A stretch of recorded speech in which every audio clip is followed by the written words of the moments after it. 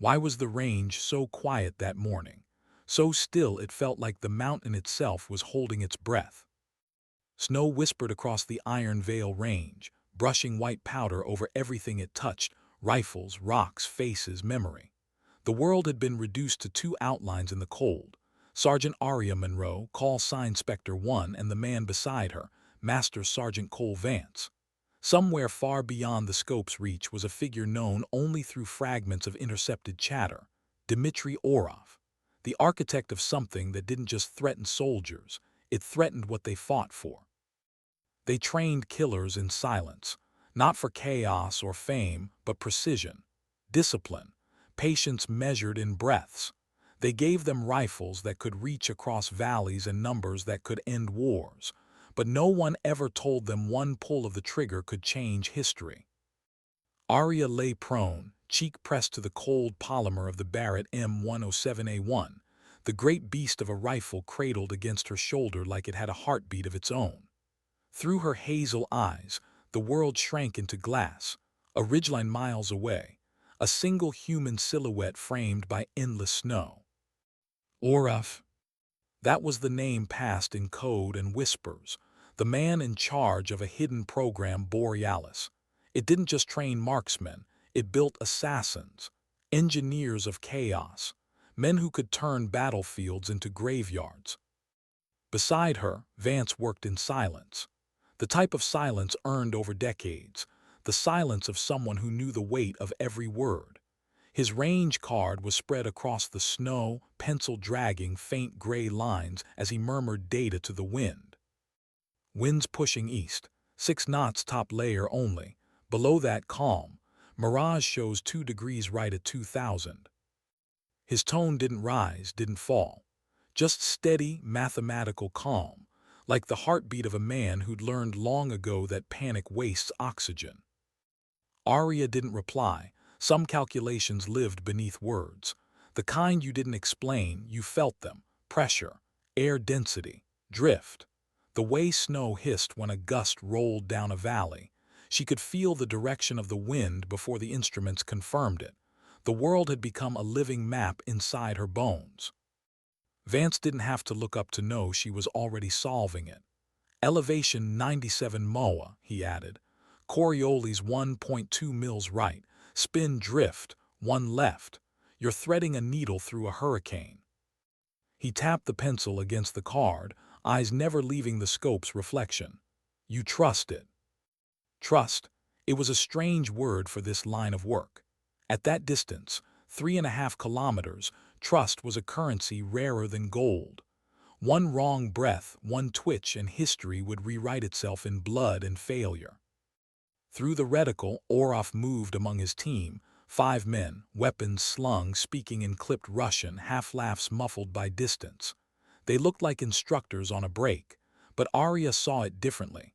Every idle gesture, every pivot of the foot was doctrine, movement rehearsed from repetition until it became ritual.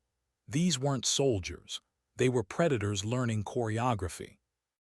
Her jaw flexed, the memory of a briefing map flashing in her head, red ink like arteries across Europe and the Middle East.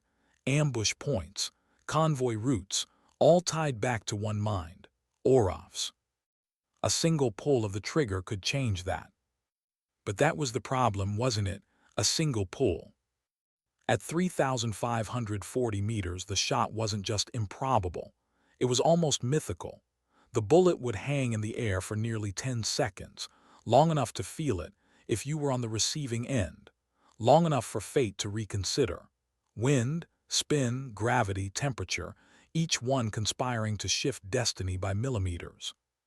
She could miss, and if she missed, the shot would give away their position. They'd be hunted, trapped, marked on someone else's map before she could reload. Vance must have read her hesitation the way old soldiers read weather. "You've got one clean window," he murmured. "Command won't sign this. You confirm ID and you decide. That's your authority." He didn't look at her. He didn't need to. The unspoken words were clear: this one's on you. Arya's breath fogged against the scope, a ghost exhale in frozen air. Her gloved hand trembled, not from cold but from the weight of choice. Her father's voice floated from some faraway ridge in memory. It's never about the trigger pull, Arya. It's about deciding if you should pull at all. She blinked, eyes sharpening back to the crosshair. The world shrank again. Math became muscle. Numbers became instinct. Distance, wind, elevation, drift. Everything collapsed into one truth. The target's silhouette framed perfectly in the glass. Vance whispered, "That's him." Orloff's head turned slightly, his profile sharp and unmistakable. Positive ID. Arya inhaled. The cold bit deep into her lungs. The reticle drifted, steadied. She felt the stillness crawl over her, the kind that comes before storms or history. Every fiber of her being told her this was the moment. Yet somewhere inside, another voice whispered, "What if it's not?" A gust rolled through, scattering powder across her scope. She blinked once, twice, cleared the lens. She trained her entire adult life for moments like this, to turn doubt into precision, fear into fractions. But now, as her finger brushed the trigger, it didn't feel like training, it felt like confession. Vance broke the silence again. "Your call, Spectre 1." She didn't move, didn't speak. The air thickened between seconds. Then a sound. A low, distant hum that didn't belong. The kind that rumbles through your ribs before your ears. Rotors, helicopter rotors. Vance's head snapped up. Through the haze, a dark shape rolled over the far ridge. Not NATO, too angular, too heavy. He cursed under his breath. "Hostile bird, if you're taking it, take it now." Arya's finger froze against the trigger. Her heart thudded, steady, deliberate. She wasn't scared. Not exactly. It was something older than fear. The body's realization that history was balancing on the edge of a heartbeat. The chopper dipped lower, wind chopping through the valley. Orloff's men turned, scanning the sky. Their attention fractured. Now or never. Her pulse slowed, breathing measured. The entire world narrowed to breath and scope and heartbeat. Vance whispered, "Send it." Arya squeezed. The Barrett roared. The recoil slammed her shoulder, the sound swallowed by snow and distance. Then silence. The round was already in flight, invisible and unstoppable. 1 second. 2. 3. Vance counted in his head, eyes glued to the scope. 4. 5. 6. The rotors screamed louder. 7. 8. Orloff turned. 9. His skull snapped sideways. A red mist bloomed against the white. 10. Silence. Vance let out a breath that sounded more like disbelief than triumph. "Jesus, you did it." No celebration, no victory, just cold realization. She had bent distance and physics into obedience. She had done something that shouldn't have been possible. Below, Orloff's men froze, then chaos, shouts, rifles rising. "Pack it," Vance ordered, already stowing the range card. 2 minutes before they triangulate. Arya chambered another round out of instinct, but his hand caught hers. No second shot. Move. They rolled from the hide, snow collapsing around them. Packs half-zipped, adrenaline turning silence into thunder in their chests. The Russians were shouting now. Their voices ricocheted off the rock. Blind tracers clawed upward, painting the night in erratic light. Arya's lungs burned. The Barrett dragged behind her like an anchor. She gritted her teeth and pushed through. Above them, the hostile helicopters circled, searchlight sweeping like a predator's eye. Down, Vance shoved her into jagged stone as rounds chewed at the ridge. The light passed over, bleaching the world into white fire. Her impossible shot had landed, but the entire range had turned hunter. Vance keyed his radio, voice clipped. "Overlord Spectre 1. Target neutralized. Enemy air overhead. Multiple hostiles closing. Advise." Static. Then Command's voice, flat, unforgiving. "Spectre 1, negative exfil. Weather's grounding all birds, you're on your own. The words hit harder than recoil. No rescue, no extraction, just two operators on a mountain filled with wolves. Vance's eyes met hers, steel-hard but alive. "Then we vanish," he said, "or we die." Arya's jaw clenched. She glanced back at the ridge where Oraf had fallen, a crimson mark in snow already vanishing under wind. She pulled her barrett tight. "Then let's make them earn it." The storm began to build, swallowing sound, swallowing fear. And somewhere beneath the roar of wind and rotors, Arya Monroe realized something no range, no instructor, no mission had ever prepared her for. The hardest part of war wasn't pulling the trigger. It was living with what came after. The snow was no longer quiet. It screamed. Wind clawed across the ridge like something alive, shredding their footprints before they could vanish them. The helicopter's light swept the slope, white fire cutting through the storm. Arya ran low, breath breaking the silence in harsh gasps. Beside her, Vance moved like muscle memory and grit, one hand pressed to his radio, the other steady on his rifle. Tracer fire slashed the night behind them. Bullets hissed into the snow, some close enough to sting the air past Arya's cheek. She didn't look back. Looking back meant hesitation. Hesitation got you killed. The mountain had turned predator. They slid behind a boulder, bodies pressed tight to the cold stone. Steam rose off their breath, vanishing into the white. Vance popped the mag, checked rounds half gone. He didn't curse. Didn't need to. The math was simple, too many enemies, too little time. "We head west," he said, voice low, calm in a way that didn't belong in a storm. "If we can hit the tree line, we vanish." She nodded, eyes flicking up the slope. "And if we do?" He looked at her, face half-lit by the sweep of the searchlight. "Then we die loud enough they remember." There was no room for fear, but she still felt it, somewhere deep under the training, a pulse of something human. She made the shot of the century, and now she might not live long enough to see another sunrise. They moved again, crouched, crawled, slid between rocks as gunfire chewed up the ridge. The helicopter banked low, rotors howling through the valley. A spray of snow erupted where a round hit close, showering them both. Arya felt the sting in her face, warmth spilling under her goggles. She ignored it. Pain was noise. Focus was survival. Below, the Russians fanned out, disciplined and fast. Flashlights swept arcs through the haze, beams like blades cutting through snow. Voices barked in clipped Russian, commands, grid calls, range orders. These weren't panicked recruits. These were killers trained by killers. Arya ducked behind an outcrop, heart thudding. Her gloves were soaked, the cold seeping through. She caught her reflection in the rifle's scope, eyes wide, lashes crusted with ice. She looked nothing like the composed sniper who had lain still and calm a few minutes ago.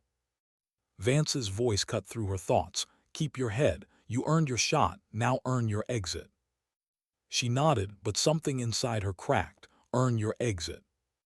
She hadn't thought that far. The mission was the shot, the numbers, the breath, the trigger. No one trained you for what came after, when the echo faded and all that was left was survival and silence. Another flare of light, too close. They dropped, rolling down a short incline. Snow swallowed them. The beam passed over. Arya bit back a gasp as the barrett slammed into her ribs. The rifle weighed heavy, her anchor, her curse. Vance glanced back, reading the pain in her eyes. "You good?" "Fine," she lied. He didn't call her on it, just nodded. That was the soldier's code. We don't ask, we move.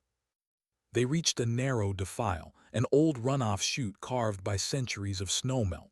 It offered cover but also trapped sound. A dangerous trade. Vance checked the slope, gauging angles. Down there, quiet. They slid in, half crawling, half falling through snow that swallowed their knees. For a few seconds the wind muted.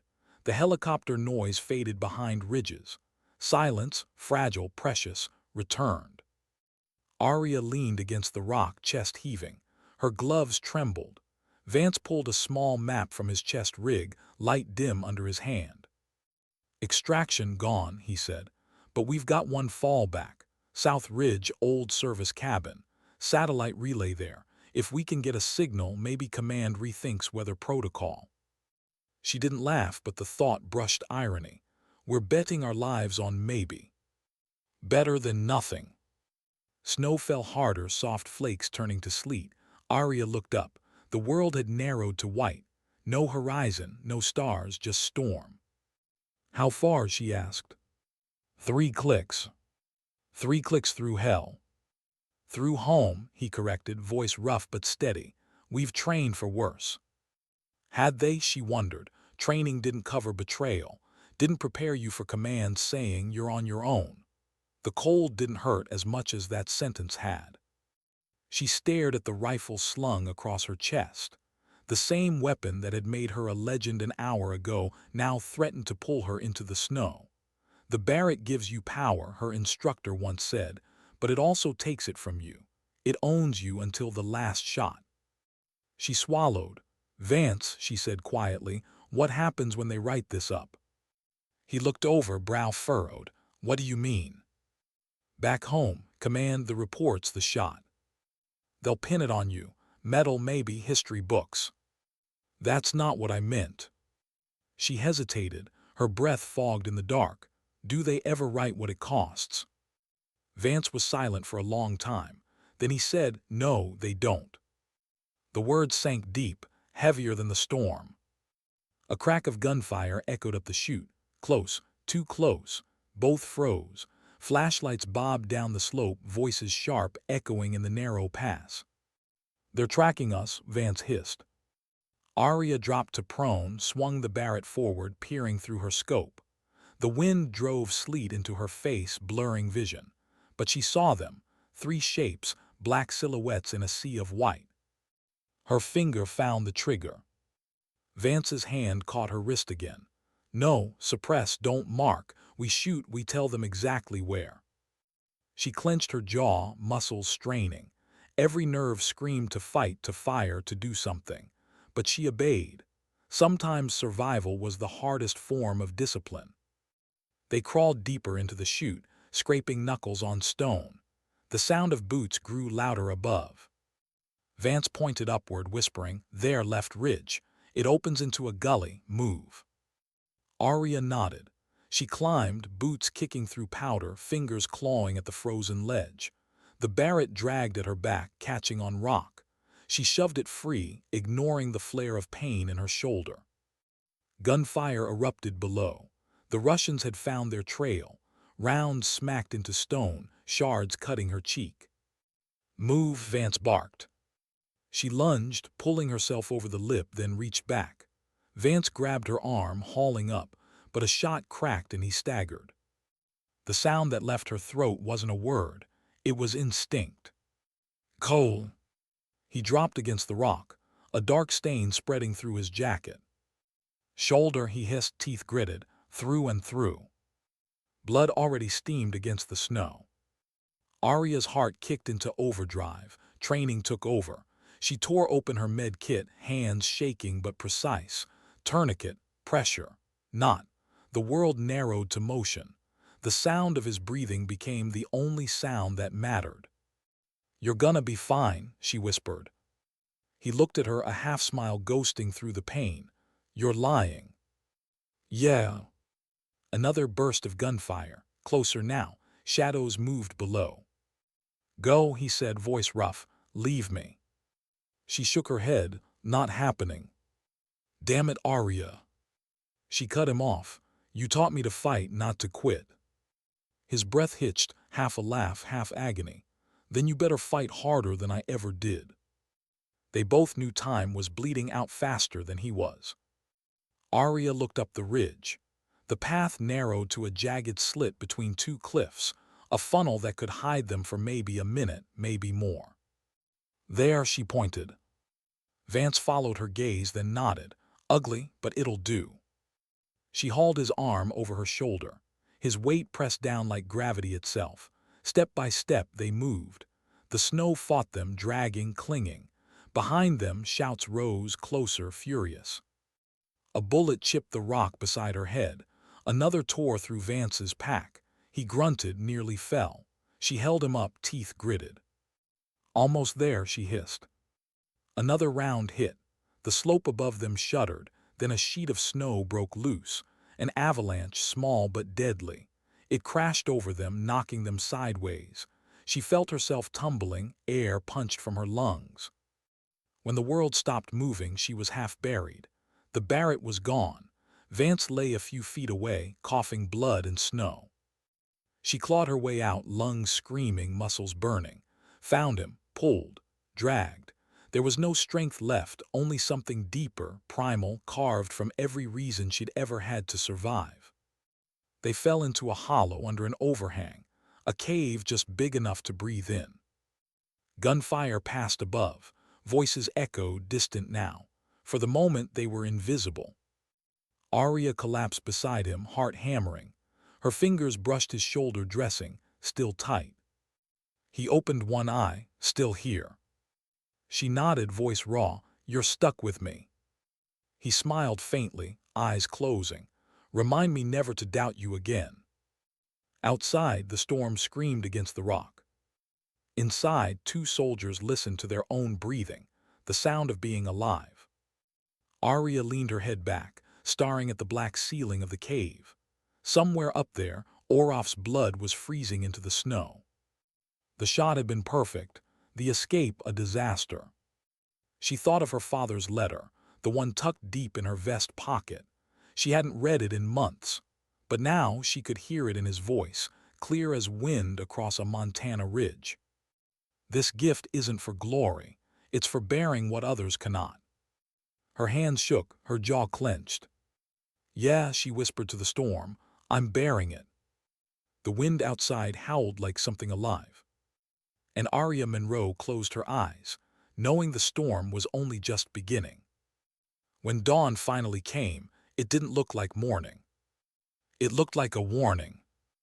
A pale gray light crawled across the ridge, flattening shadows and turning the world into shades of cold. The storm had spent itself, leaving silence behind, thick, fragile, the kind that carried memory. Snow dusted everything.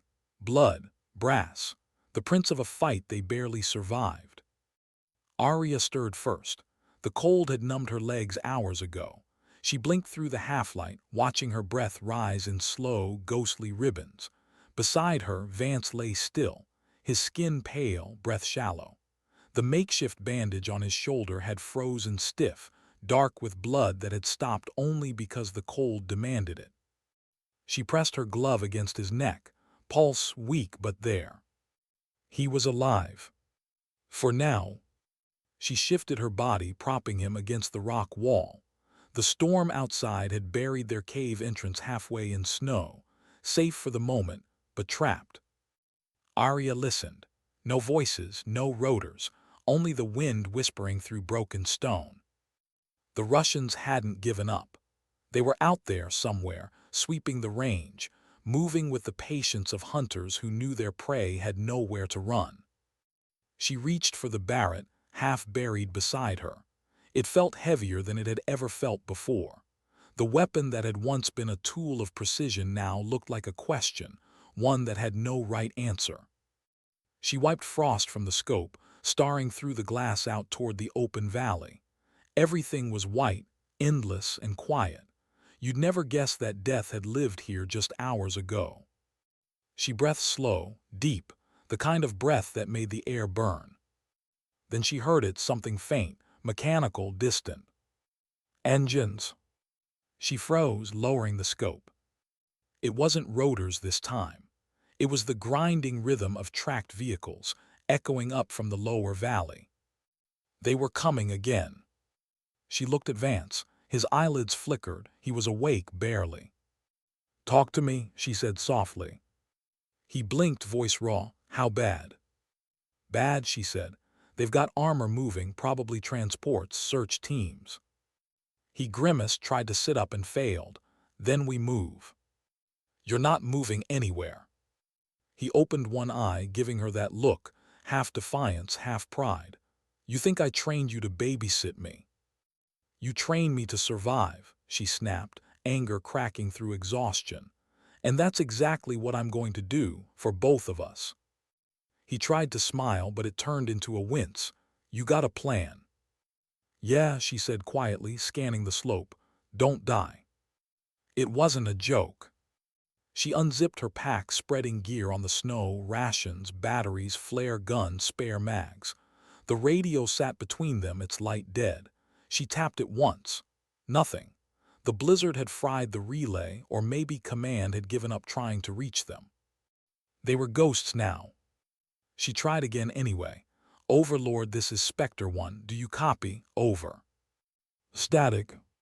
She kept the mic pressed to her lips, eyes closed as if sheer will might push her voice through the storm. We have one casualty. Target confirmed neutralized. Requesting emergency extraction. The radio answered only with the crackle of distance. Vance watched her. They're not coming. I know. He tilted his head, eyes on her face. Then why keep calling? She stared at the radio a long time, then said, because it's what he'd expect me to do. He knew she meant her father, the old sergeant who'd taught her how to shoot before she could drive, who'd written her that letter she kept close to her chest, folded so many times the ink had faded to ghost lines. You still carry it? Vance asked quietly. She nodded, always. What's it say? She hesitated. That some gifts aren't for glory, they're for bearing what others can't. He chuckled softly, even now. Sounds like something I'd write. Yeah, she said, her eyes distant. That's the problem. Outside, the sound of engines grew louder. She moved to the mouth of the cave, peering out through the narrow gap. Tracks cut through the snow below. 3 vehicles, half-tracks, slow and deliberate, soldiers flanking them on foot. Search teams, she whispered. They're sweeping north to south, 2 clicks out. Vance's voice came low. They'll find us in 30. She nodded, thinking fast. Not if I lead them away. His tone sharpened instantly. Negative, you're not splitting. She looked back at him, eyes steady. If they find us together, we're both dead. If I move, I can draw them off long enough for you to reach that service cabin. You'll never make it. Maybe not, she said, but they'll follow the movement. He stared at her for a long moment, then exhaled slow. You always were a stubborn kid. She smiled faintly. Guess I learned from the best. For a second the air between them softened, teacher and student, soldier and soldier. Then reality closed back in like the cold. She slung the Barrett over her shoulder, reloaded, tightened her pack. The rifle felt heavier than ever. Maybe it was just the weight of what it meant. Vance reached out, catching her wrist. Arya. She paused. If this goes south, he began. She shook her head. It already went south. He managed a faint grin. Then make sure it keeps going that way for them. She squeezed his hand once, firm, silent, the kind of gesture that carried more than words. Then she crawled out through the snow tunnel, emerging into the pale light. The cold hit like a slap. The wind sliced across her face, sharp and unrelenting. She scanned the ridge. Every direction looked the same, blank white, empty sky. She started moving downslope, slow and deliberate, leaving tracks where she wanted them to be seen. A breadcrumb trail of defiance. The half-tracks in the valley shifted course, their engines growling louder. She watched them pivot toward her ridge. Good. Come on, she whispered, follow the ghost. She moved with practiced rhythm. 20 steps, pause, breathe, check the horizon. The Barrett stayed tight to her shoulder, scope scanning for movement. A crack echoed in the distance, a rifle shot. Snow puffed near her boot, missed. Found me, she murmured. The second shot came closer. She dropped to a knee, returned one precise round. Through the scope she saw a figure drop in the snow, motionless. The others scattered for cover. Her pulse stayed steady. No adrenaline rush, no panic, just math and consequence. She fired again, another down. The third she let go, deliberately. Because killing them all wasn't the goal. It was leading them, drawing them into the valley where the terrain would bottle their movement and buy Vance time. She rose, moving fast across the slope. The wind was her ally now, blurring her outline, wiping her trail behind. She made it 200 meters before a voice cracked through the radio. Vance's. Weak but there. Spectre 1, you're dragging half a battalion your way. You copy? She smiled despite the ache in her chest. Copy, it's working. You're insane. I'm alive, she said, for now. She kept moving. Every muscle screamed. The Barrett bit into her shoulder. Her lungs burned with the kind of fire that didn't come from running, but from knowing you were running out of reasons. The sound of engines drew nearer. She dropped behind a ridge, unslung the Barrett, set the bipod. The barrel rested steady on frozen rock. Her breath slowed. She peered through the scope. Targets 3, 4, 5, moving in staggered line formation. She took aim, exhaled, squeezed. One down. She shifted, another. Then the third bullet caught a windshield, shattering it. The vehicle swerved, collided with the one behind it. Chaos.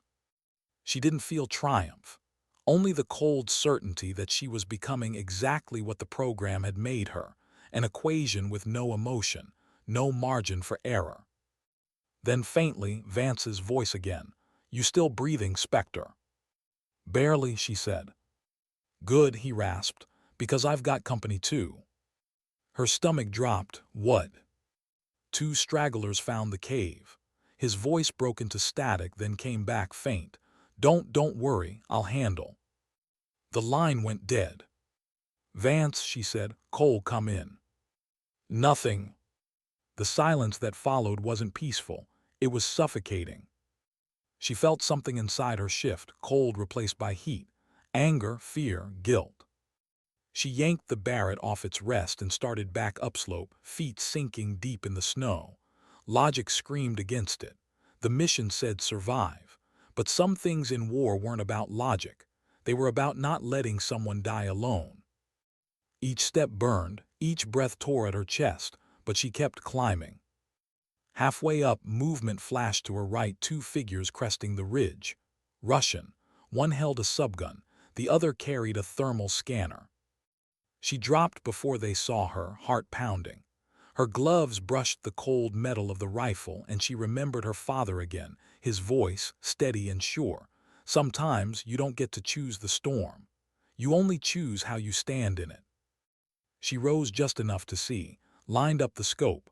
The crosshair hovered, breath synced with heartbeat. She fired. The first man fell before his partner even realized he'd died. The second spun, spraying bullets blind. She ducked, waited for the reload click, and sent another round. Silence. The echoes died against the rock. She exhaled once, long and steady, then started running again. The mountain loomed above, endless and merciless. But somewhere up there, Vance was waiting, or bleeding, or worse. She didn't know.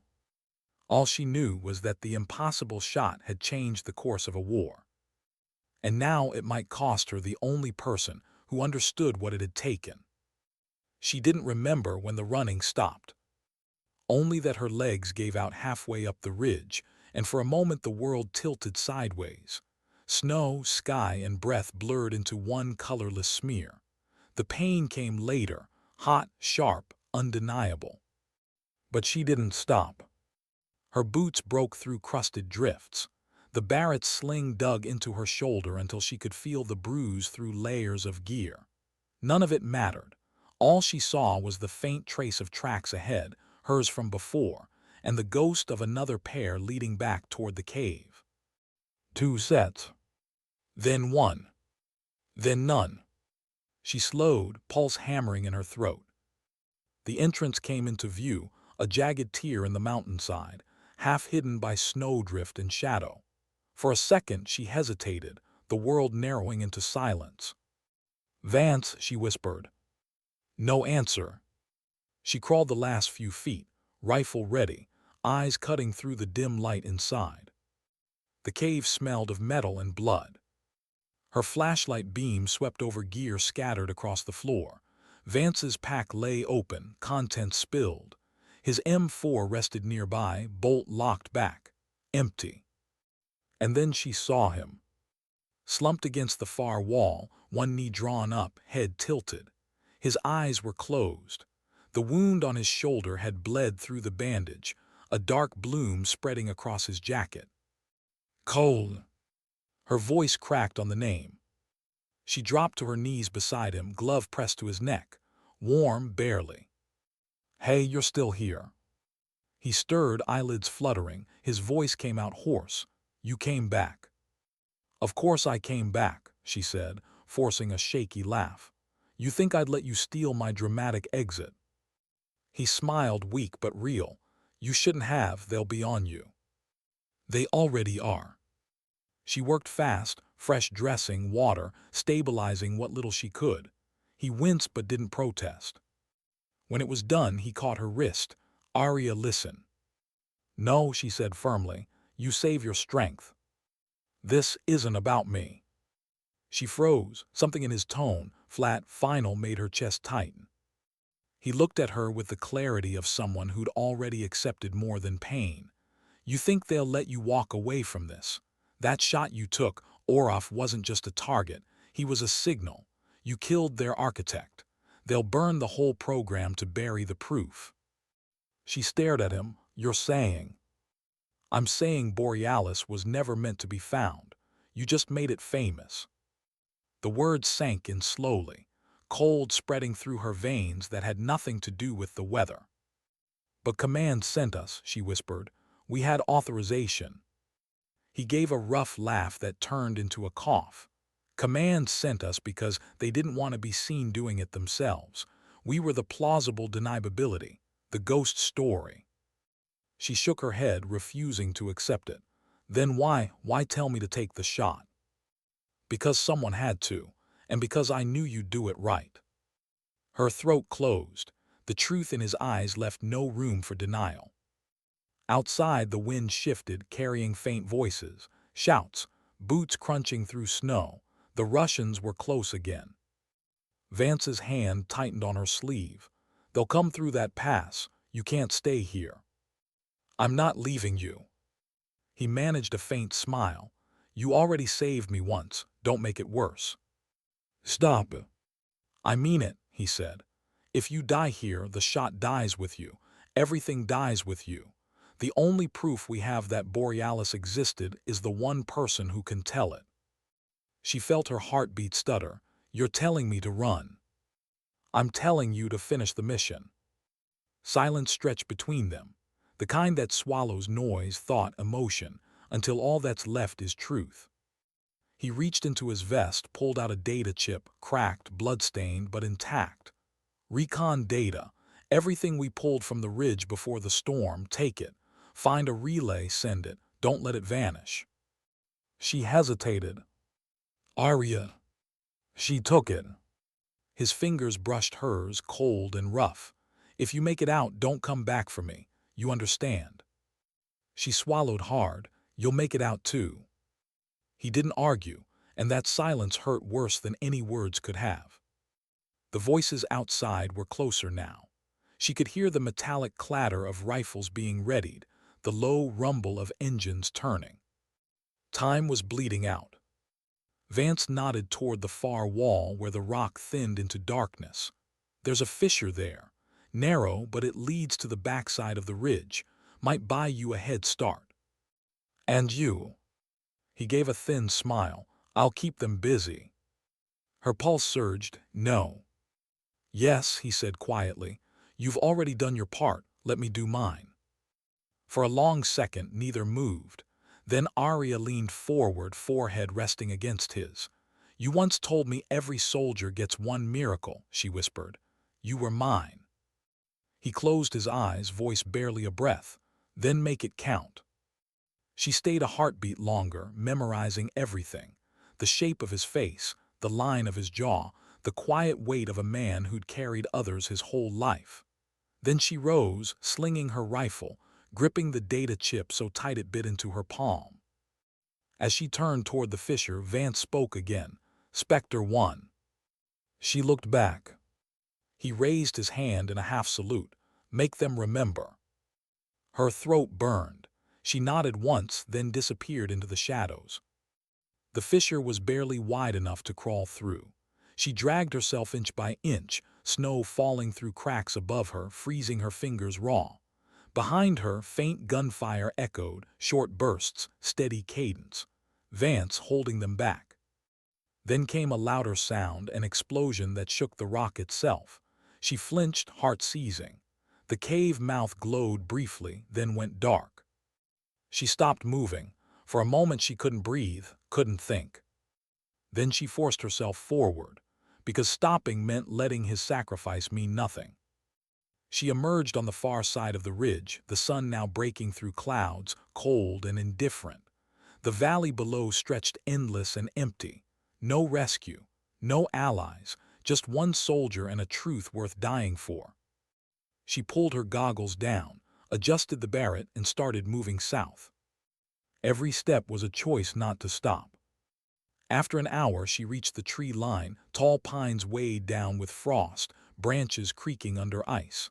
The sound of the forest was alive again.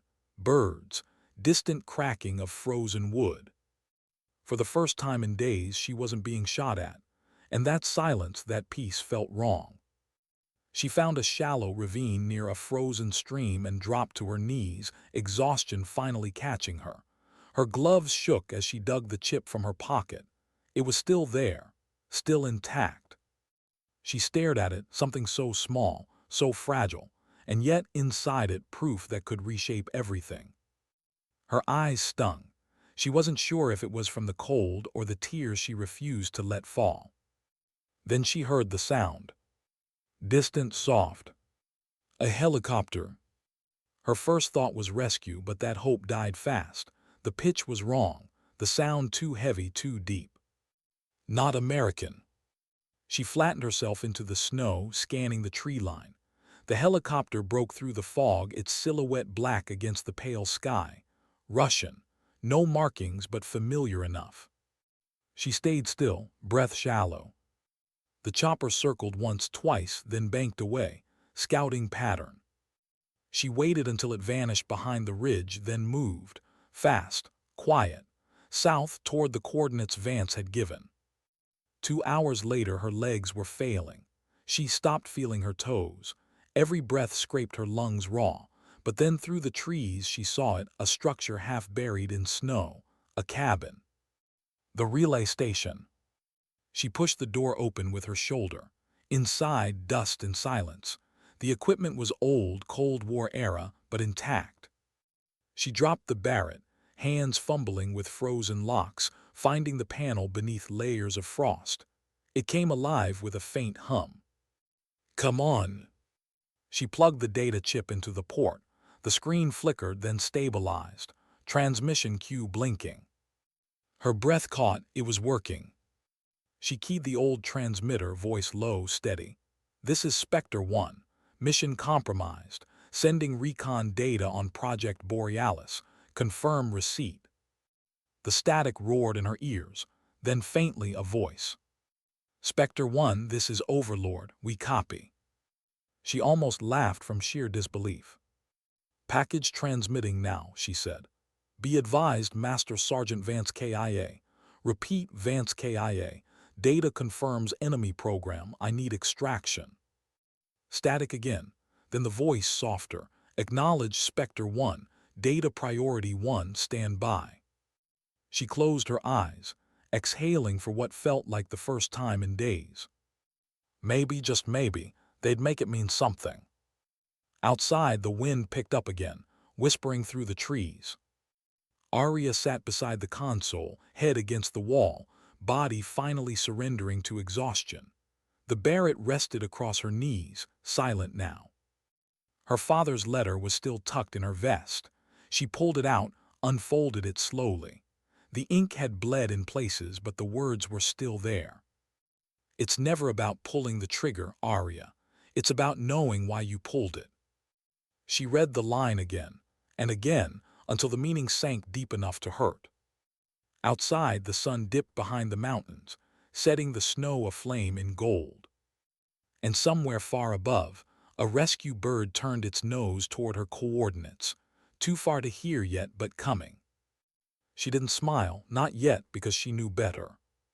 In war, nothing was certain until the rotors touched down.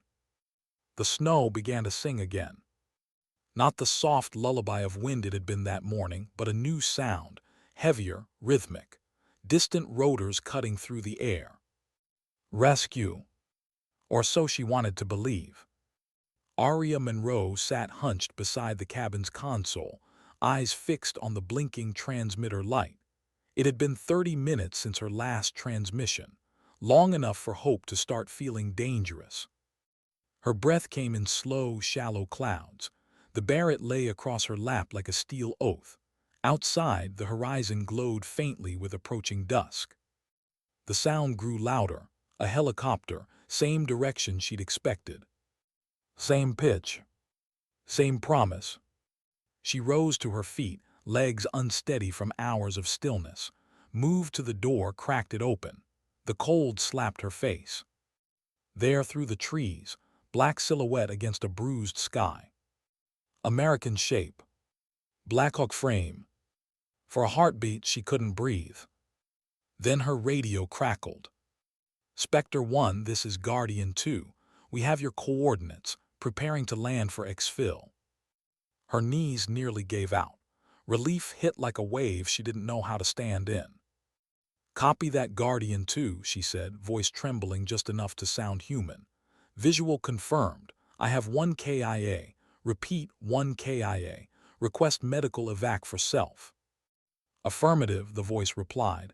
ETA 30 seconds. She stepped out into the clearing, snow crunching under her boots. Her hand rose instinctively, flare gun ready. She fired one red flare into the sky, its glow painting the trees in crimson light. The helicopter descended through the flare smoke, rotor wash flattening snow. For a moment it felt over. She thought of Vance, of his half-smile in the cave, of the words he'd left her with, make them remember. Maybe this was what he meant. Maybe survival was the only memorial he'd ever asked for. The helicopter touched down, skids digging into snow. Its side door slid open. 2 figures stepped out, helmets, goggles, winter camo. She didn't recognize them, but that wasn't strange. Exfil teams rotated. Still, something was wrong. She couldn't name it at first. It was a rhythm thing, the way they moved. Too fast, too precise. Not scanning the perimeter, not checking for cover. They moved like men who already knew the terrain. Her hand tightened on the Barrett's grip. Guardian 2, confirm command authorization, she called, her voice steady now. Authentication code Delta 12. No response. The 2 soldiers kept walking toward her. Guardian 2, she repeated louder. Say again, authentication. The radio clicked once, then silence. That was all she needed. She dropped to a knee, Barrett swinging up. The rifle's bipod slammed into snow. Stop right there, she ordered. The nearest soldier froze, helmet glinting in the dying light. Then slowly he lifted his hand, not to surrender but to his own earpiece. A second later the sound came, another helicopter, much smaller, circling above the tree line. Not rescue, recon. Her stomach dropped. This wasn't an extraction. It was containment. The first soldier lowered his hand. His voice came through a modulator, flat and cold. Sergeant Monroe, stand down. She didn't. He took another step. The data you transmitted has been received. Command thanks you for your service. You are to remain in position until relieved. Arya's breath slowed. Where's your authorization code? He tilted his head. Not required. The words hit her like a blade. Not required. She felt her father's letter burning against her chest. Felt Vance's voice in her head. They'll bury the proof. The soldier's tone changed, still calm but with a new edge. Ma'am, if you resist, we are authorized to use force. She laughed once, short, hollow. You're not command. Stand down. Who sent you? Silence. Then the second soldier shifted, his rifle dropping half an inch. That was enough. Arya fired. The Barrett thundered once, echoing across the valley like the roar of the mountain itself. The first man vanished backward into the snow, armor cracked. The second dropped to his knee, returning fire. She dove sideways, the round chewing a trench where she'd been. Rolled, came up on one knee, fired again. The recoil hammered her shoulder, but the shot found its mark. Silence again. Except for the helicopter. It lifted, rotors screaming, banking hard. She swung the rifle toward it, sighted the cockpit, but didn't fire. At that range, she'd only waste the last of her ammo. Instead, she dropped low, scrambling for cover as snow whipped around her. The Blackhawk circled once, then pulled away, disappearing into the clouds. She waited a full minute, breath held, rifle still trained on the tree line. Nothing. Then another sound, a different pitch, fainter, slower. A separate bird. This one approaching low from the west. Her heart stuttered. Please. The silhouette that broke through the horizon this time wasn't black. It was gray, dusted with snow, carrying the insignia she knew by heart. Navy paint. Real extraction markings. Her radio crackled again. Spectre 1, this is Guardian Actual. We're inbound. We caught interference on your previous frequency. You good to move? She almost couldn't answer. Copy, she managed, voice hoarse. You're real. A soft laugh came through static. Depends on your definition. We've got eyes on you now. Stay put. She sagged against a tree, breath fogging. 2 minutes later, the new helicopter hovered overhead, lowering a line through the wind. A crewman leaned out, face visible under his visor, hand extended. You're a hard one to find, Spectre. She didn't trust easily anymore, but something in his voice, human, unfiltered, pulled her forward. She grabbed the line, clipped in, and the world dropped away beneath her. The rotor's thunder filled her ears, drowning thought. Snow blurred into streaks of white and gray. She looked down once. The cabin was a shrinking scar on the land. The bodies of the impostors lay scattered near the tree line, already half buried by wind. Ghosts erased by the storm. Inside the bird, warmth hit her like a shock. Hands pulled her in. A medic knelt immediately, checking vitals, eyes wide. You're hypothermic. When's the last time you slept? She almost laughed. Sometime last war. He shook his head, wrapping a thermal blanket around her shoulders. You're lucky. She looked out the window. I don't think luck had anything to do with it. Across the cabin, the pilot's voice came through the intercom. Command confirmed your transmission, Spectre. They said to bring you home. Debrief immediately. Home, she repeated quietly. It didn't sound right anymore. She turned her head, watching the mountains recede beneath them. The peaks were bathed in sunset light now, glowing gold over crimson snow. Beautiful and cruel. She reached into her vest and pulled out her father's letter again, unfolding it with stiff fingers. The edges were torn, corners frozen. She read the words out loud, just above a whisper. It's not about being seen. It's about seeing further than others and carrying what they can't. The medic looked up from his work. What's that? Something I should have read sooner, she said softly. He nodded, eyes kind. You did fine out there. She didn't answer, because fine wasn't the word for what she felt. Half an hour later, the helicopter broke through low clouds.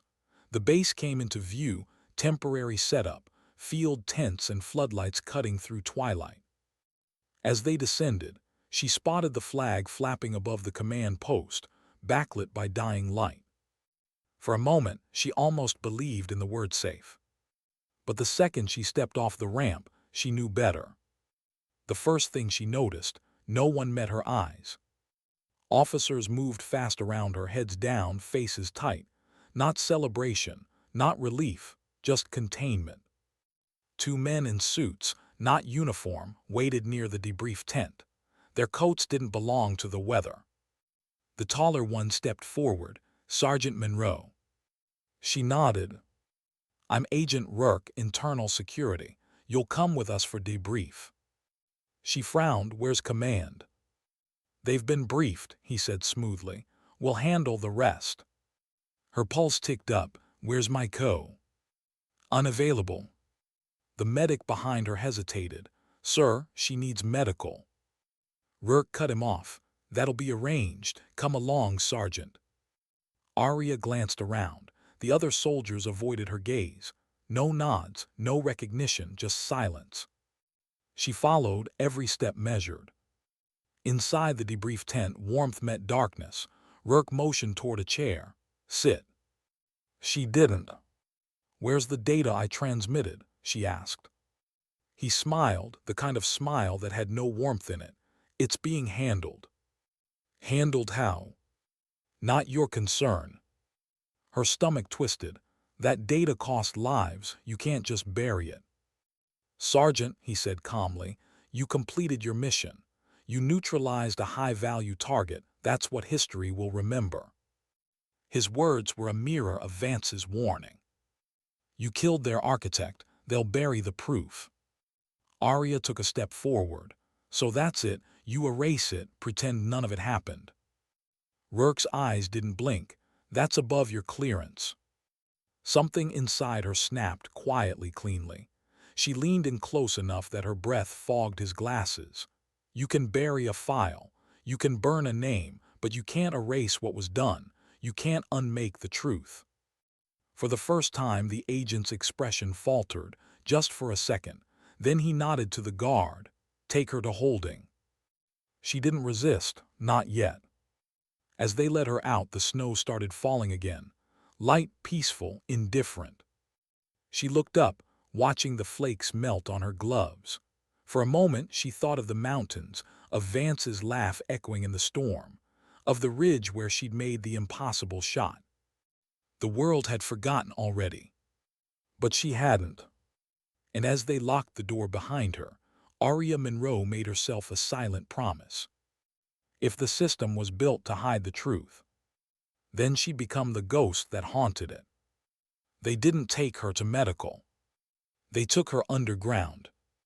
The hallway stretched long and sterile, the air thick with recycled heat, and something that smelled faintly of metal and disinfectant. Fluorescent lights hummed overhead, casting a pale blue glare that made every shadow sharp enough to cut. Arya Monroe walked between two silent guards, wrists cuffed in front of her. Her boots echoed against concrete, every step measured and hollow. She didn't ask where they were going. She already knew. Not debriefing. Detention. The deeper they went, the quieter it got. The hum of machinery faded, replaced by the slow, rhythmic pulse of ventilation fans. Her breath clouded faintly in the cold air. At the end of the corridor, a door waited, heavy, reinforced, windowless. One of the guards entered a code. The lock released with a hydraulic sigh. They guided her inside. The room was small. Bare concrete walls, a single table, 2 chairs, no insignia, no cameras she could see, but she could feel them, hidden, watching. The guards left without a word. The door sealed with a heavy thud. For a long time, Arya just stood there, listening, measuring the silence. Then the door opened again. Agent Rourke entered, the same smooth posture, the same unbothered calm. Behind him came another, older, uniformed, the weight of command in every line of his stance. Colonel Avery, Rourke said, motioning to the officer. This is Sergeant Monroe, the sniper from Operation Borealis. Avery's gaze was cold and precise, the kind of look that could slice through armor. You've caused quite a storm, Sergeant. She didn't move. That's funny. The storm was already there. I just survived it. Rourke closed the door, took a seat, folded his hands. Avery remained standing. Let's start with the basics, the colonel said. Your shot, 3,540 meters. Confirmed kill on Dmitry Orov. Arya nodded once, confirmed. He paced slowly around the table. Do you understand who that man was? Yes, sir, the architect of Project Borealis. Wrong, Avery said sharply. He was an advisor, a consultant. The rest is conjecture. She frowned. Conjecture. We pulled intel straight off their grid. Vance verified the intercepts himself. Avery's expression didn't change. Vance is dead. The words hit her like a slap. I know that, she said, voice tightening. Then understand this, the colonel continued. Your mission parameters were exceeded. You fired without command confirmation. You compromised protocol and forced an international incident we are now required to clean up. Her pulse quickened. Sir, with respect, you gave me discretion. Vance relayed. Vance relayed nothing, Avery cut in. The transmission log shows no authorization beyond initial observation. That's what will be on record. Rourke leaned forward, voice smooth and quiet. We're not here to assign blame, Sergeant. We're here to contain fallout. Contain, she repeated, the word tasting like rust. Avery stopped packing. The footage from your scope cam has been classified. The data you transmitted is being analyzed. Until it's processed, you're to remain off-grid. Off-grid? Quarantine status, Rourke clarified. You'll be provided quarters, debrief sessions, psychological evaluation. In other words, she said, a cage. Neither denied it. For a moment, the only sound was the faint buzz of the lights. Arya's hands curled against the cuffs. You can't bury this. You can't bury him. Avery's eyes hardened. Watch your tone, Sergeant. This is bigger than you. She met his stare. Then maybe that's the problem. Rourke sighed, gathering his files. Let's take a break. Avery gave one last look, a silent warning, then turned and left. The door shut behind them, the lock sealing like a verdict. Arya sat in the silence they left behind. Her heartbeat was steady now, not fear, not anger, just a kind of clarity that only came when there was nothing left to lose. She looked up at the corner of the ceiling. There, a faint black lens no bigger than a coin, watching. She smiled, cold and small. You want containment, she whispered. Then you should have taken my rifle. She waited, counted seconds. The hum of air circulation masked her breathing. Then she leaned forward, pressing her cuffs against the edge of the table, metal on metal. Slow pressure, then twist. The hinge of the restraint bit into her skin, pain bright and immediate. She kept turning. The edge cut deeper until the pin popped free. One hand loose.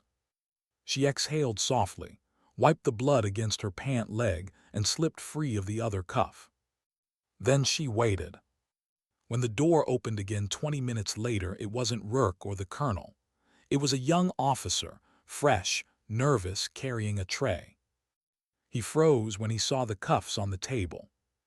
Before he could reach for his weapon, Arya was on him. One hand closed around his wrist, the other twisted the tray into his chest. He went down with a grunt. She caught him before he hit the floor, lowered him gently, stripped his keycard. Sorry, kid, she murmured. Wrong place, wrong job. The door unlocked with a quiet click. She slipped into the corridor, moving fast but silent. Every hallway looked the same, concrete, light, silence. But the air currents told her direction. She'd been trained to read wind through a scope. Air through a tunnel wasn't much different. She found a service exit 2 levels up, swiped the keycard. It blinked red, denied. Of course. She ducked into a side room instead, a storage bay filled with maintenance equipment. An access hatch lined the far wall, emergency egress unmarked. She pried it open, cold air rushing in. The tunnel beyond was narrow, metal, leading upward into the dark. She climbed. When she emerged, night had fallen. The world above was a sea of black pine and silver snow. Floodlights from the compound cut slices into the dark below. She crouched low, moving along the ridge, every step deliberate. The cold bit deep, but it didn't matter. She lived in worse. Below, 2 trucks idled near the hangar, engines steaming. She spotted men loading crates, equipment, files, sealed cases marked Borealis. So they were burying it. Every file, every proof, every trace of what Vance had died for. She felt something sharp twist in her chest. Grief, fury. The line between them had blurred long ago. She knew what she had to do. She crawled down the ridge, keeping to the shadows. One guard at the trucks, another near the hangar door, both inattentive, hands cupped around cigarettes. She waited for wind. When it came, a long gust that drowned sound, she moved, fast, fluid. The first guard never saw her. She slipped behind him, arm around his throat, pressure precise. He sagged silently. She eased him down, grabbed his sidearm. The second turned at the faint crunch of snow. She fired once. Quiet, clean, he dropped. She dragged both into shadow, then slipped into the hangar. The air inside smelled of oil and secrecy. A cargo plane sat half-loaded, its ramp open. Crates stacked high bore no insignia, but the labels told the truth. Containment assets, Borealis. Arya moved between them, searching. Then she found it, her own rifle case, marked SBECTRE-1, evidence. She opened it. The Barrett lay inside, disassembled, tagged, her name etched on the receiver. She ran a finger across the cold metal, whispering, "You're not evidence, you're the story." Then she heard footsteps. Rourke's voice, close. "Get the manifest secured. The plane leaves at 300. Nothing leaves this site after that." Arya ducked behind the crates, pulse quickening. Another voice answered, unfamiliar. "And Monroe." Rourke's tone cooled. "She won't be a problem." She waited until they passed, their voices fatting down the hangar's far end. Then she slipped out, rifle case in hand, hugging the shadows. Outside, the forest stretched endless. Beyond it, freedom, maybe. She glanced back once. The compound glowed like a wound in the snow. The place that had built her, used her, erased her. She adjusted her pack, the data chip still tucked safe against her chest. The truth survived, for now. Her father's letter felt heavier than ever. She didn't need to read it. She already knew the last line by heart. Sometimes dignity doesn't speak, it simply acts. She turned toward the trees and disappeared into the dark. You don't really disappear all at once. You fade. One choice at a time. A new name whispered at a border crossing. A face turned away from a camera. A habit of watching exits more than people. That's how Arya Monroe vanished. For months, her name stayed sealed inside the same reports that had erased her mission. Officially, Spectre 1 was KIA, lost in weather complications after a classified operation in the Iron Veil Range. The shot that had bent physics and history had been struck from record. But ghosts don't die easy. She learned that from Vance. The cabin she'd taken refuge in now sat deep within the Carpathian tree line, where the cold hung thick enough to quiet everything, thought, grief, memory. She kept the Barrett wrapped in oilcloth beneath floorboards. The rest of her world fit inside a single pack: ration bars, spare clothes, a map that ended at borders no one patrolled. Every night she listened to the radio. Not the official channels, those were static now, but the deep band frequencies where forgotten soldiers still talked to ghosts. Men and women who'd seen too much, said too little. Sometimes she caught her own name. Sometimes she caught lies. Program Borealis never existed. Spectre 1, unconfirmed legend. Propaganda piece for morale. And each time she would turn down the volume, close her eyes and breathe until the anger passed. She wasn't after revenge, not anymore. She wanted truth. And truth takes patience, the same patience it takes to wait for the wind to die before a shot. It started small. A memory of a code Rourke had spoken in that last meeting, too quickly for most to catch. Manifest secured, cargo 17 through 24. To anyone else, meaningless. To her, coordinates hidden inside a phrase. She scribbled them onto paper, ran conversions the way her father had taught her. It pointed to a logistics hub, one no map acknowledged. Alaska. They moved the program north, she realized. A ghost facility for a ghost project. The next morning she burned her maps, packed light, and began moving again. Every border she crossed felt like shedding another skin. Romania to Germany, Germany to Canada under a false manifest. From there, the frozen road north. Each checkpoint was a memory test. Each name she borrowed felt less like disguise and more like forgetting. But somewhere deep under the layers of exhaustion and ice, Arya still carried the part of herself that refused to vanish, the part that remembered the ridge, the wind, the voice whispering "send it." Alaska greeted her with silence. The facility wasn't on any grid, but the snow held tracks, heavy tires, cargo patterns. She followed them for 2 nights, sleeping under tarps, moving only in the blue hours before dawn. On the 3rd morning she saw it.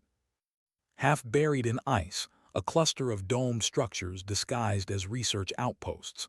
No insignia, no flags, just fences and guards who looked more like contractors than soldiers. She lifted binoculars, counted 2 patrols, cameras at 30-degree sweeps, thermal towers active. Her pulse slowed to that calm rhythm again, the one she'd used before impossible shots, calculation instead of fear. "Okay," she whispered to the wind, "show me your secrets." She waited for the shift change, moved through the blind spot where the perimeter light failed for 2 seconds, crawled beneath the fence, snow freezing against her belly.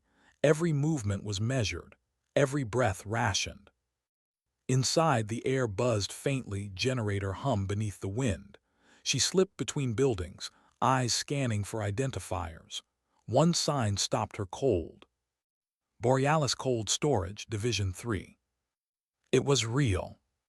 She entered through a side door, bypassed the old maglock with a coil she'd carried since her sniper school days, a field tool no one but Vance had ever seen. Inside, warmth hit her face, artificial, sterile. Rows of sealed crates stacked to the ceiling, each marked with codes she recognized from their mission manifest. Containment assets, recovered biological samples, psychological modeling data. She frowned, modeling. Then she saw the screens at the far end, flickering lines of code running simulations. Human silhouettes rendered in motion, reaction graphs, emotional thresholds. They weren't training assassins anymore.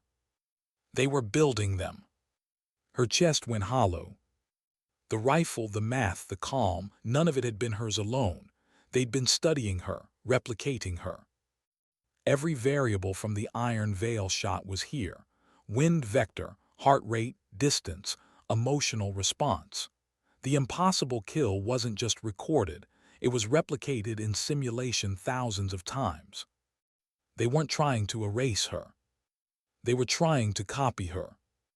A voice behind her broke the silence. "I thought you'd find your way here." She turned. "Rourke." He stood in the doorway, unarmed, calm as ever, snow melting on his coat. "You survived longer than I bet," he said lightly. Vance would have been proud. Her hand hovered over the sidearm at her thigh. "You followed me." "Followed?" He smiled faintly. "No, we built the trail for you. You think ghosts move unseen, but the living always leave footprints." Her jaw clenched. "Why?" "Because you were the proof of concept," he said simply. "The first successful calibration. You made the impossible possible, and now," he gestured around them, "now we perfect it." She stepped forward, voice low. "You're creating soldiers who don't question." He tilted his head. "We're creating soldiers who don't hesitate." She thought of the ridge again, the moment before the trigger pull. The voice of her father. "It's never about the trigger pull, Arya. It's about deciding if you should pull at all." That was the difference. That was the line. Rourke saw the realization in her eyes. You see the problem now, the hesitation, the doubt. That's the flaw we'll remove. You'll remove what makes them human. He smiled, exactly. The calm that filled her then wasn't anger. It was clarity, cold and absolute. You can't control what you don't understand, she said. Oh, I understand, he replied. I understand that conscience is a luxury the next war won't allow. He took a step closer. You could help us, Arya. We could rebuild the program with you at its core, voluntarily this time. She stared at him, the man who'd turned loyalty into a weapon, who spoke of morality like it was obsolete. You think this is loyalty, she said. It's cowardice. You're afraid of people who think. For the first time, the smoothness cracked in his face, just slightly. Walk away, he said finally. Take a new name. You've earned the right to vanish. She shook her head. You don't understand. You built me to never miss. His brow furrowed. What? She moved. Fast, silent. One strike to the wrist, the sidearm in her hand before his next breath. She didn't shoot. She pressed the barrel under his chin.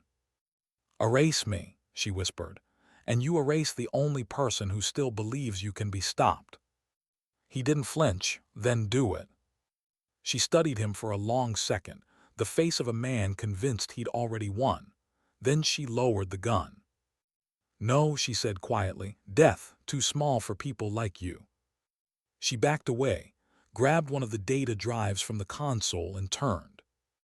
Alarm screamed to life. Red light bathed the room. Rourke's voice followed her as she ran. You can't hide forever, Spectre 1. The system doesn't forget its ghosts. But his words were drowned by the rising wail of sirens and the deep groan of doors unlocking.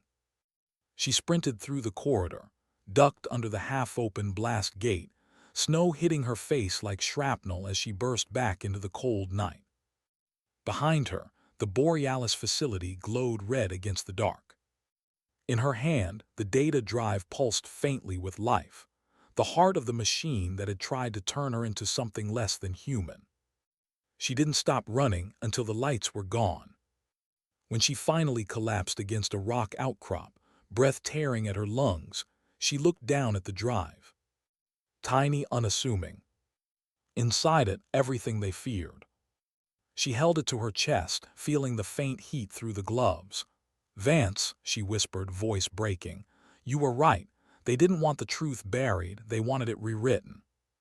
Snow began to fall again, thick, silent flakes catching in her hair. She closed her eyes, the sound of the storm wrapping around her like breath. In the distance, wolves howled. And somewhere beneath that sound, she thought she heard another, soft, impossible, the echo of a voice from the ridge long ago. Send it. She opened her eyes. The storm had cleared. The sky above was full of stars. For the first time since that shot, she felt something close to peace. Because she finally knew what came next. The world had tried to turn her into a weapon. Now she would become a message. Morning didn't come with light. It came with silence. The kind that feels earned, like the world itself is waiting to see what you'll do next. Arya Monroe sat on the edge of a frozen ridge somewhere west of Anchorage, the horizon bruised purple with dawn. Her hands were steady now, wrapped around the small data drive she'd taken from Borealis.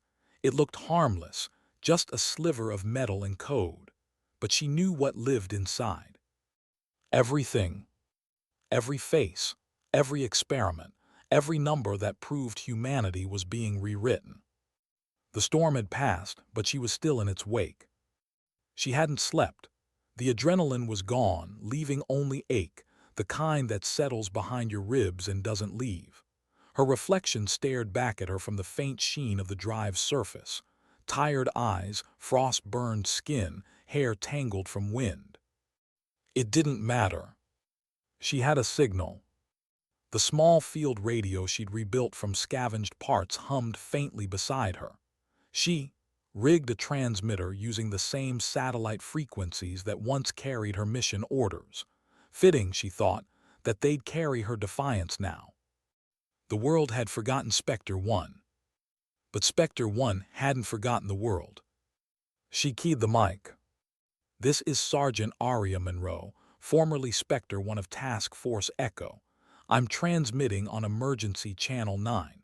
This message is for whoever still believes in truth." Her voice sounded strange to her own ears, hoarse, deliberate but calm. "I have data on Project Borealis. What you were told was a black site training program is something else. It's an algorithm for obedience. A system designed to copy human instinct, strip out hesitation, and reproduce the one thing that should never be replicated: conscience." She paused, breath clouding in the air. "If you're hearing this, you're already being tracked, so don't answer, just listen." She uploaded the first file. The progress bar crawled across the screen, slow but steady. Outside, the wind whispered through the pines. Somewhere far below, she could hear the river moving under ice. The sound felt alive, real, uncontrolled. Halfway through the transfer, the radio hissed. Static shifted, then a voice broke through, female, low, careful. "Spectre 1, this is call sign Whisper. We read you." Arya froze. That name, Whisper. It belonged to an intel operative she'd met once in Germany, quiet, sharp, unflinching. Someone who'd disappeared years ago after questioning command decisions. She pressed the mic. "How'd you find me?" Whisper's voice came soft through the static. "You left a trail in the code. Intentional." Arya allowed herself a small smile. "Guess I wanted someone like you to see it." "Transmission's live," Whisper said. "You sure you want this out there? Once it's public, you don't get to take it back." "I know." "Then say it clean."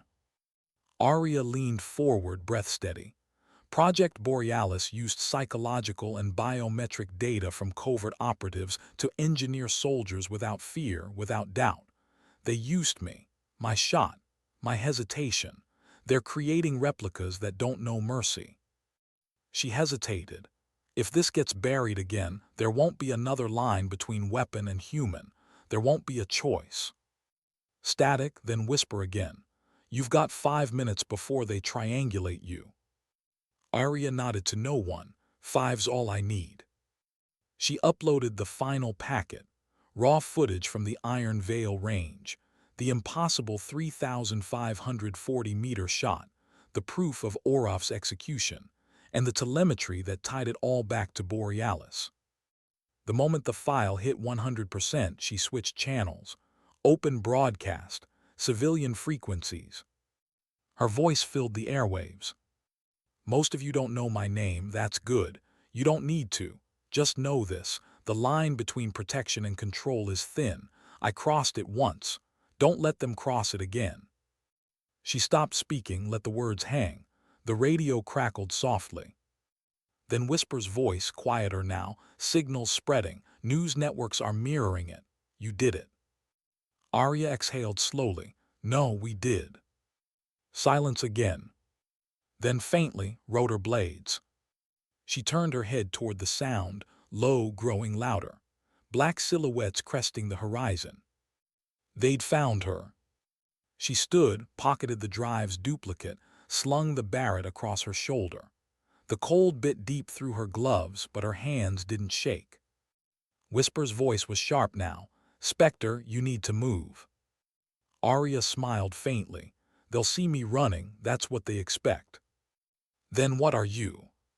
She clicked the radio off. The choppers drew closer, blades slicing through dawn. She could see insignia now, dark, familiar. The same men who'd taken her underground. They hovered above the ridge, spotlights cutting through the snow. A voice boomed through a loudspeaker. "Sergeant Monroe, stand down. You're under arrest for violation of federal secrecy acts." She looked up at them, hair whipping across her face. "I already told the world everything you didn't want them to know," she said softly to herself. "What more could you take?" The spotlight locked on her. She raised one hand, not surrender but acknowledgement. Then she turned slow and began walking toward the edge of the ridge. Snow crunched beneath her boots, each step deliberate. The mountain dropped sheer 100 meters below. The river wound black and endless at its base. The loudspeaker barked again. "Stop, you will be fired upon." She didn't stop. She reached the edge and looked down. The world was quiet again. For the first time since the Iron Veil, it felt peaceful. She pulled her father's letter from her vest one last time. The paper was soft, almost translucent from wear. She read the final line under her breath. "This gift isn't for glory. It's for bearing what others cannot." Then she folded it, pressed it to her heart, and looked back at the helicopters. "I bore it," she whispered.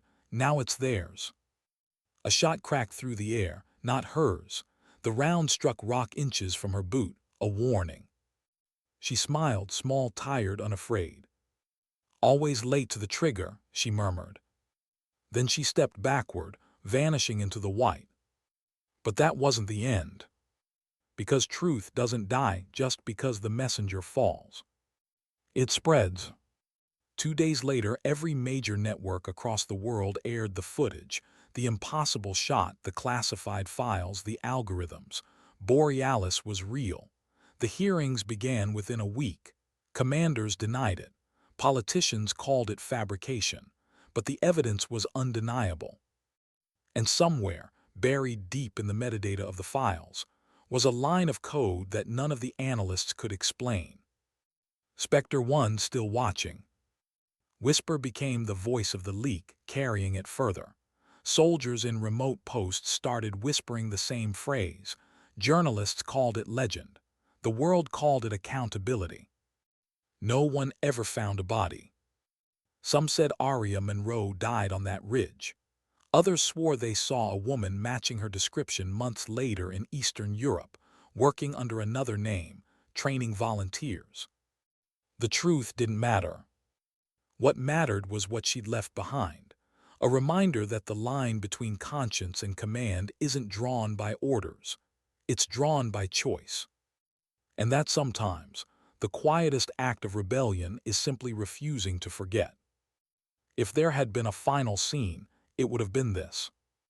A small cabin somewhere in the North Woods, a fire burning low, a rifle above the mantle. A letter pinned beside it, edges frayed, words smudged but legible. It was never about the trigger. It was about deciding if you should pull it at all. And beneath that, in handwriting that wasn't her father's, firmer, steadier, unmistakably hers. Sometimes dignity doesn't speak. It simply acts. The camera would fade out there, sound of the wind carrying through the trees, the fire crackling low. And the last line of voiceover, soft, almost a whisper. "Ghosts don't haunt battlefields. They haunt the people who forgot why they fought." Then the screen would go dark.